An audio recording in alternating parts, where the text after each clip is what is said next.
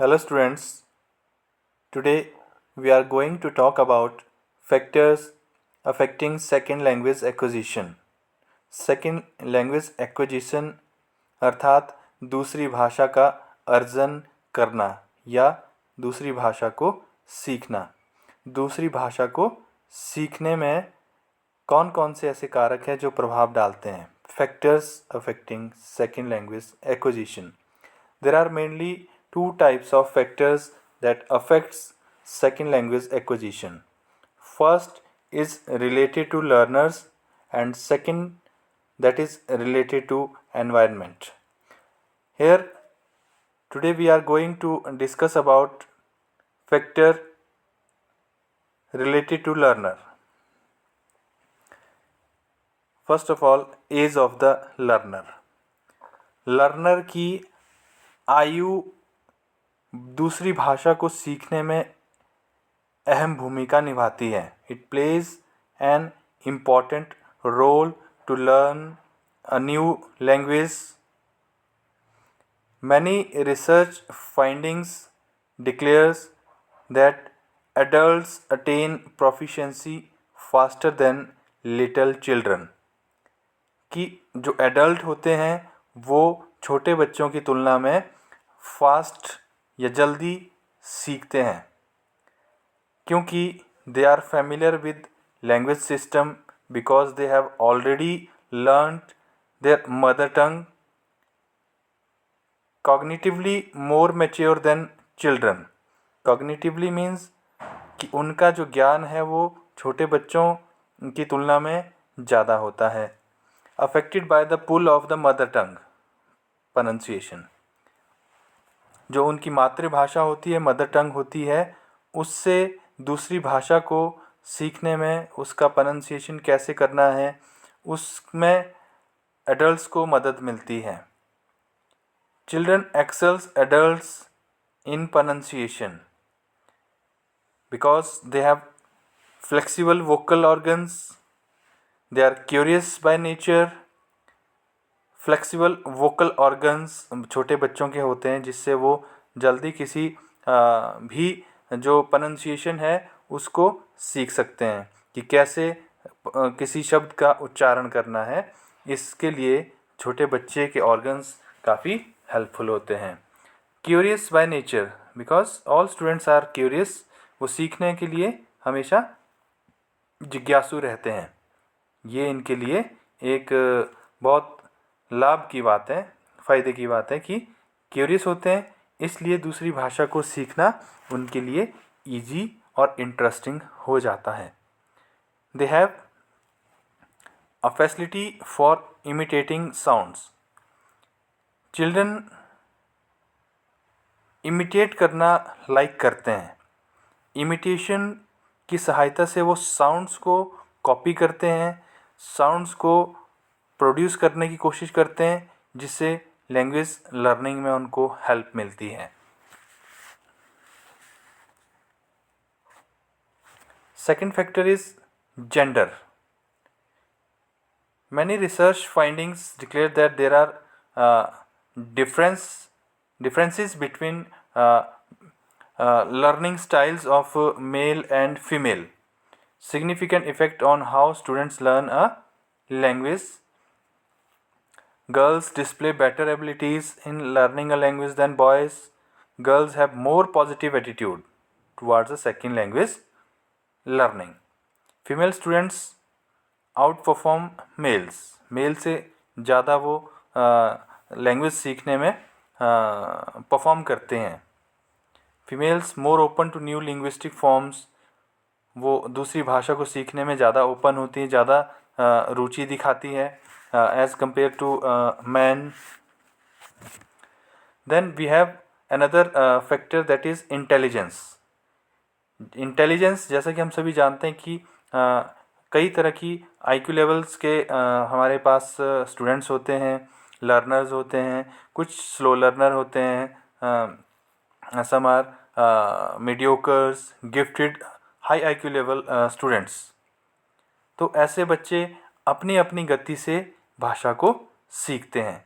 यह intelligence that's why is more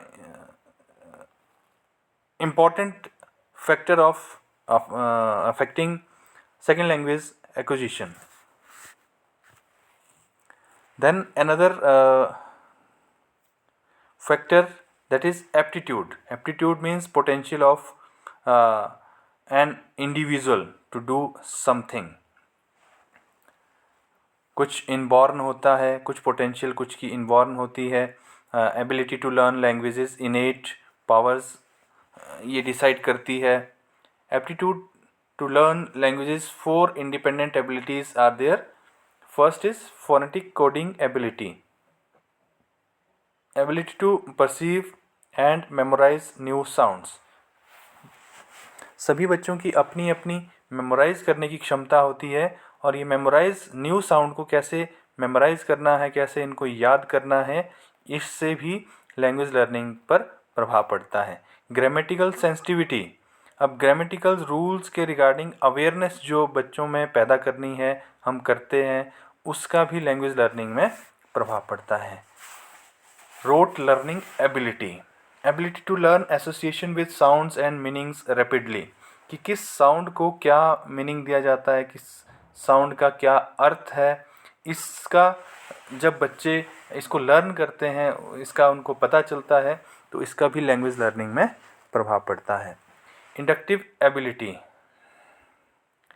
ability to notice and identify similarities and differences in grammatical forms and meaning.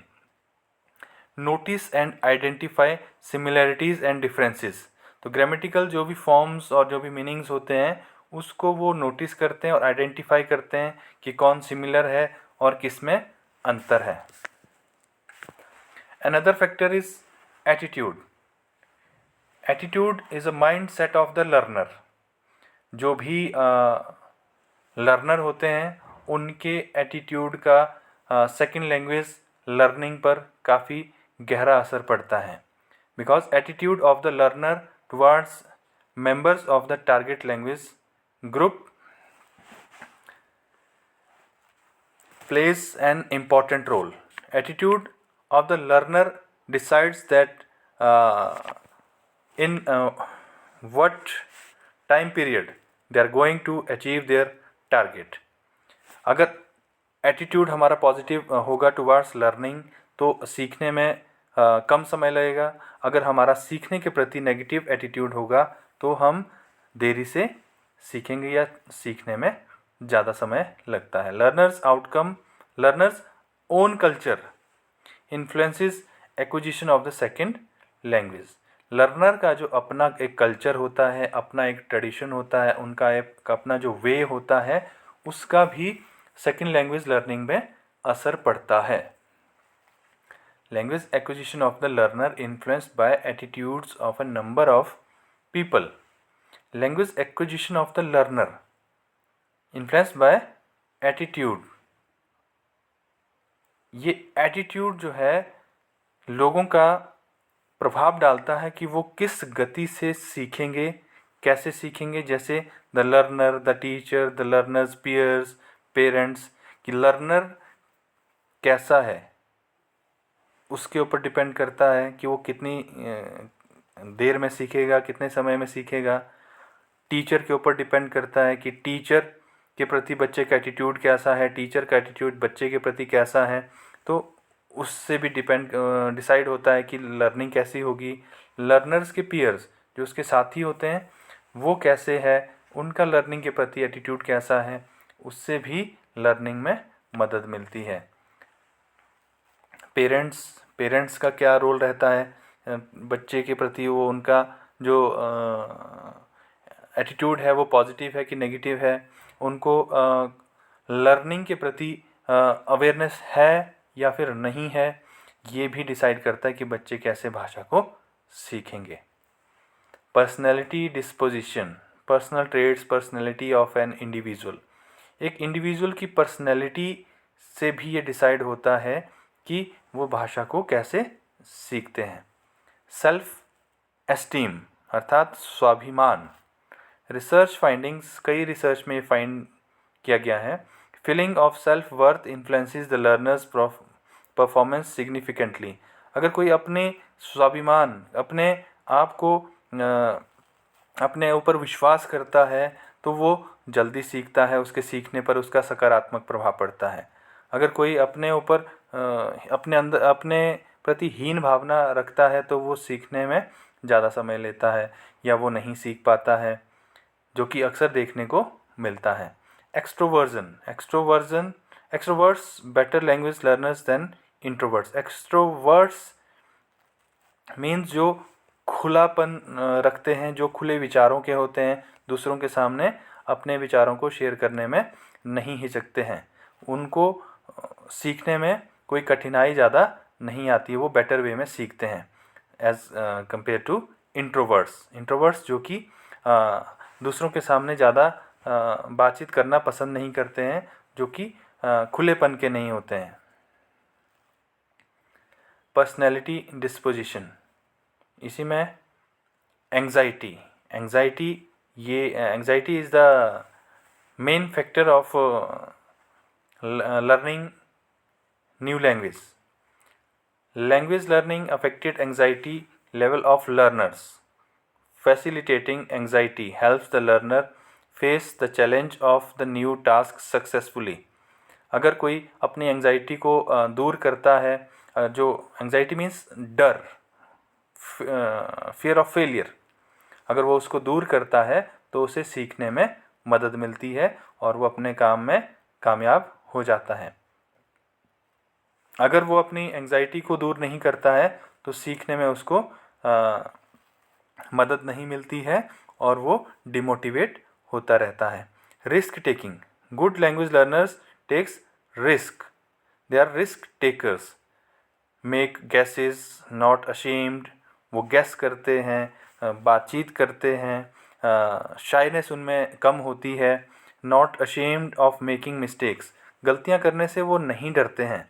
And appearing foolish in the process of trying to communicate, जब starting में हम communicate करते हैं, बच्चे communicate करते हैं तो उसमें गलतियां भी होती है, तो जो रिस्क टेकर्स होते हैं वो मिस्टेक्स से डरते नहीं हैं, क्योंकि मिस्टेक्स करने के बाद ही वो उनको करेक्ट कर सकते हैं। बट जो रिस्क टेकर्स नहीं होते हैं वो उन गलतियों को, they always remain thinking about their smaller mistakes. So after thinking about smaller mistakes, they can not communicate properly with other people. Next is cognitive style. Students in the same class differ in their academic achievement. As we all know that all students are different from their academic achievement, because all are not similar. The processing of information presented differs from person to person. तो जो भी processing information present करने की होती है, instruction बच्चों के सामने देने की होती है, तो वो पर्सन टू पर्सन अलग अलग रिक्वायर्ड होती है, क्योंकि सबकी अपनी अपनी जो नीड होती है। कॉग्निटिव स्टाइल ऑफ स्टूडेंट्स, सबका अपना अपना एक कॉग्निटिव स्टाइल होता है, सीखने का, ज्ञान ग्रहण करने का एक तरीका होता है। कॉग्निटिव स्टाइल ऑफ और थिंकिंग स्टाइल, ये सभी हम जानते हैं कि जो हमारा मन है, जो हमारा दिमाग है, वो सीखने में सबसे डिफ़र होता है। सबका अपना अपना एक वे होता है सीखने का, सबका अपना अपना एक इंडिविजुअल थिंकिंग का क्राइटेरिया होता है, उनका किस में वो रुचि लेते हैं, किस में रुचि नहीं लेते हैं, ये सारी चीज़ों के ऊपर डिपेंड करता है। इसलिए अगर कॉग्निटिव स्टाइल के ऊपर हम अपने लेक्चर को तैयार करते हैं, हम बच्चों को भाषा सिखाने में मास्टरी करते हैं, तो उस हिसाब से भी बच्चों को सीखने में मदद मिलती है। Cognitive style differs from cognitive ability. सबकी अपनी अपनी कॉग्निटिव एबिलिटी जो हमने डिस्कस किया, तो उसके लिए अलग अलग से स्टाइल्स भी या जो स्ट्रेटजीज़ है वो भी होनी चाहिए। तो इस तरह से कॉग्निटिव अर्थात जो हमारी ज्ञानात्मक पक्ष है उसको जैसे ब्लूम टैक्सोनॉमी में 3 पार्ट्स में डिवाइड किया गया है, तो उस हिसाब से टीचिंग स्ट्रेटजीज़ को प्लान करके हम बच्चों को सिखाने में हेल्प कर सकते हैं। जैसे विजुअल एड्स को लेके ऑडिटरी है, रीड राइट, काइनेस्थेटिक, इस तरह से इन सभी जो सेंसेस है इनको इन्वॉल्व करके हम बच्चों को टारगेट लैंग्वेज बेटर वे में सिखा सकते हैं। विजुअल, जिसमें हम प्रेफर और learn better, information presented in the front of maps, charts, graphs, flow charts, label, diagrams etcetera. Visual, जहाँ पर हम बच्चे को कुछ टीचिंग एड्स प्रेजेंट उनके सामने करते हैं जिनको देखकर वो सीखते हैं। ऑडिटरी, जहाँ पर हम कुछ बच्चे को सुनाते हैं, जैसे रेडियो है, ग्रुप डिस्कशन है, मोबाइल फ़ोन्स है, स्पीकिंग है, जहाँ पर बच्चे कुछ सुनकर सीखते हैं। रीडिंग और राइटिंग, जहाँ बच्चे रिटन टेक्स्ट को पढ़ते हैं और लिखते भी हैं। इसके द्वारा भी बच्चों को सीखने में मदद मिलती है, जैसे ऐसे, assignments, manuals, reports etcetera. Kinesthetic prefer gathering information through experience and practice, simulated और रियल। इसमें काइनेस्थेटिक में हम बच्चों को कुछ एक्सपीरियंसेस देते हैं जो कि बच्चे खुद प्रैक्टिस करके सीखते हैं, चाहे वो आर्टिफिशियल एनवायरनमेंट में हो या फिर रियल एनवायरनमेंट में हो। इसमें बच्चे सीखते, जैसे वीडियोस है, मूवीज़ है, सिमुलेशंस है, डेमोन्स्ट्रेशन है। लर्निंग अ प्लेजर, अगर लर्निंग को प्लेजर बनाएंगे, लर्निंग एनवायरनमेंट को हम बच्चों को एक प्लेजर का एनवायरनमेंट बनाएंगे तो वो अच्छे से सीखेंगे। इस तरह से लर्निंग स्टाइल्स के ऊपर ये डिपेंड करता है, लर्निंग स्ट्रेटजीज़, लर्निंग टेक्निक्स के ऊपर डिपेंड करता है। अगर हम अच्छी टेक्निक्स का यूज़ कर रहे हैं, चूज़ कर रहे हैं, उसको बच्चों के सामने टीचिंग एड्स के थ्रू टीच कर रहे हैं, तो बच्चे अच्छे से लैंग्वेज लर्न करेंगे, वो जल्दी सीखेंगे। अगर हम कॉग्निटिव डोमेन को अफेक्ट करने वाली, उसको हेल्प करने वाली टीचिंग स्ट्रेटजीज़, टीचिंग एड्स को यूज़ नहीं करेंगे तो बच्चों को सीखने में मदद नहीं मिलेगी। Next is very important factor, that is motivation. Motivation plays an important role of learning a new language. Learning a new language, a general orientation to the goal of learning a second language. Two types of motivation: integrative and instrumental. Integrative motivation, the learner tries to identify herself with the culture of the second language group. Integrative means जहाँ पर बच्चा खुद अंदर से अभिप्रेरित होता है, सीखने के लिए तत्पर होता है। ऐसी अभिप्रेरणा हमेशा दूसरी भाषा को सीखने के लिए बहुत ही ज़्यादा लाभकारी होती है। दूसरा इंस्ट्रूमेंटल मोटिवेशन में, जहाँ पर दूसरा व्यक्ति हमें मोटिवेट करता है, जहाँ पर टीचर है, चाहे पेरेंट्स है, चाहे कोई पीयर ग्रुप के लोग हैं, वो बच्चे को मोटिवेट करते हैं कि वो दूसरी भाषा को सीखें। Sources of motivation, intrinsic and extrinsic. जैसे इसमें personal needs of attaining success in the examination, securing a good job. अगर इंट्रिंसिक की बात, आंतरिक मोटिवेशन की बात करें, तो इसमें आंतरिक मोटिवेशन तब मिलती है जैसे हम एग्ज़ाम के डर से पढ़ते हैं, बच्चे दूसरे भाषा को एग्ज़ाम में कहीं फेल ना हो जाए इसलिए भी वो स्टडी करते हैं दूसरी भाषा को। सिक्योरिंग अ गुड जॉब, कि एक अच्छी जॉब मिलेगी इसलिए भी दूसरी भाषा को सीखते हैं। His love and interest for the language etcetera.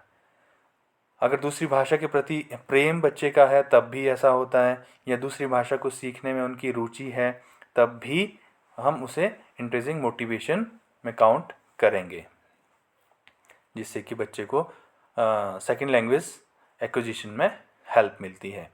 अगर एक्सट्रिंसिक मोटिवेशन की बात करें, या जिसे हम बाह्य अभिप्रेरणा की भी बोलते हैं, arises out of some external factors, जिसमें कि टीचर्स एनकरेजमेंट। इसमें क्या होता है कि इसमें बच्चा आंतरिक तौर पर अभिप्रेरित नहीं किया जाता है दूसरी भाषा को सीखने के लिए, बल्कि बाहरी तौर पर दूसरे व्यक्ति के द्वारा उसे अभिप्रेरित किया जाता है कि वो भाषा को सीखें। जैसे टीचर एनकरेजमेंट, टीचर बच्चे को एनकरेज करता है, सपोर्ट करता है, इंस्पायर करता है कि वो भाषा को सीखें। Let's sum up. Several factors affect second language acquisition. बहुत सारे फैक्टर्स की हमने अभी बात की कि इनसे हमारा जो लैंग्वेज एक्विजिशन, जो दूसरी भाषा को सीखने का हमारा जो एक वे है वो प्रभावित होता है, जिसमें कि हमने एज की बात की, कॉग्निशन की बात की, सेल्फ एस्टीम की बात की, रिस्क की बात की, एंग्जाइटी की बात की, और इस तरह से अन्य कई फैक्टर्स की बात की। Today we saw the learner factors, that is factors related to the learners as a person. They were the age of the learner, gender, intelligence, attitude, aptitude, cognitive style, personality disposition, and motivation. As teachers of second language, we should be aware of these crucial factors that affect our students' learning of second language. That's all about this topic. Thank you.